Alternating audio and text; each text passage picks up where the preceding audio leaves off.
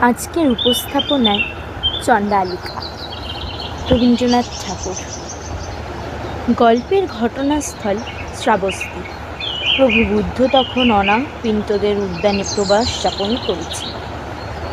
তার প্রিয় শিষ্য আনন্দ একদিন এক গৃহস্থের বাড়িতে আহার শেষ করে বিহারে ফেরবার সময় তৃষ্ণা বোধ করলেন। দেখতে পেলেন এক চণ্ডালের কন্যা, খুবই রূপবতী। তার নাম প্রকৃতি। কুয়ো থেকে জল তুলছে মেয়েটি। তার কাছ থেকে জল চাইলেন আনন্দ। প্রকৃতিও দিল সেই জল। আনন্দকে দেখে প্রকৃতি মুগ্ধ হলো। জল নেওয়ার পর আনন্দ তার পথের দিকে অগ্রসর হলেন। প্রকৃতি তাকে মনে ধরল। তাকে পাবার অন্য কোনো উপায় না দেখে মায়ের কাছে সাহায্য চাইল প্রকৃতি।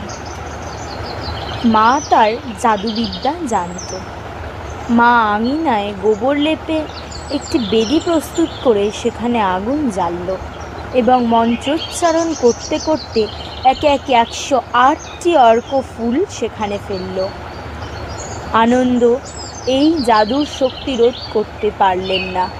রাত্রে তার বাড়ির উপর আসন ধরলেন। তিনি প্রকৃতি তার জন্য বিছানা পাততে লাগলো। প্রকৃতি তার সময় আনন্দের মনে পরিতাপ, এমন সময় আনন্দের পরিত্রাণের জন্য ভগবানের কাছে প্রার্থনা জানিয়ে কাঁদতে লাগলেন।